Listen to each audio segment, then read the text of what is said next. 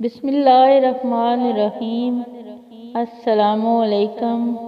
اگر انسان کو امید کا تحفہ نہ ملا ہوتا تو زندگی موت سے بھی بدتر ہوتی۔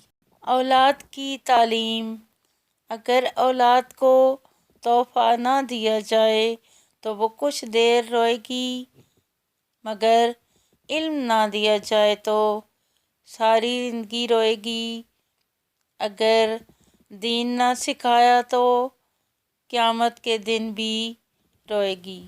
موقع سے فائدہ اٹھاؤ اس سے پہلے کہ وہ تمہارے خلاف ہو جائے۔ ہر کوشش کرنے والا کامیاب نہیں ہوتا، ہر جانے والا واپس نہیں آتا۔ مال کا ضائع کرنا اور عاقبت کا بگاڑنا فساد عظیم ہے۔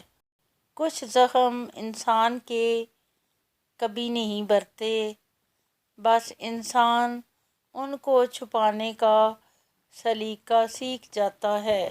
دوست کے حقوق اس گھمنڈ میں تلف نہ کرو کہ وہ دوست ہے، کیونکہ جس کے حقوق تلف کر دیے جاتے ہیں وہ دوست نہیں رہتا۔ کبھی قلت میں بھی کثرت سے زیادہ برکت ہوتی ہے۔ جب تک زمانہ ساتھ دے زمانے کا ساتھ دو۔